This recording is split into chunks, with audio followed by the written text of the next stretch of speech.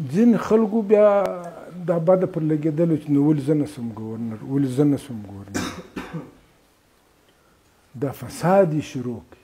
دا سرکاري نوکري ده، دا سیاسي ځای نه دی، دا سرکاري د وزیر اعلی نه دی، دا د صحت وزارت نه دی، دا د اپاشي وزارت نه دی، دا سرکاري نوکري ده. وروره سره د پارټۍ عہدیدارانو ځان ورته غوړ کړی چې ولې زه نه شم وزیر. هلکه ته چې خو د پارټۍ یې نو ته خو به د پارټۍ څخه استعفا کوې.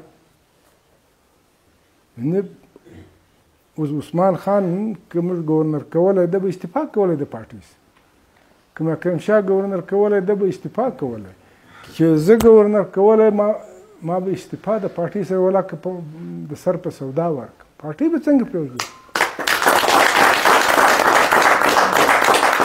بس نو ما 4 میټینګه کړي دي، جلسې مې کړي دي، پلانان مې کړي دي، پلانان مې کړي دي، نو زه به ګورنر یم. هلکه ته د پارټۍ څنګه استعفا ورکوې؟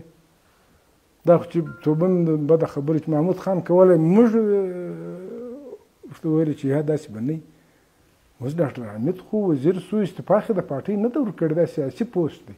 ته پر سرکاري پوسټ باندې خوابه دی فساد یې جوړ کړی دی په پارټۍ کې.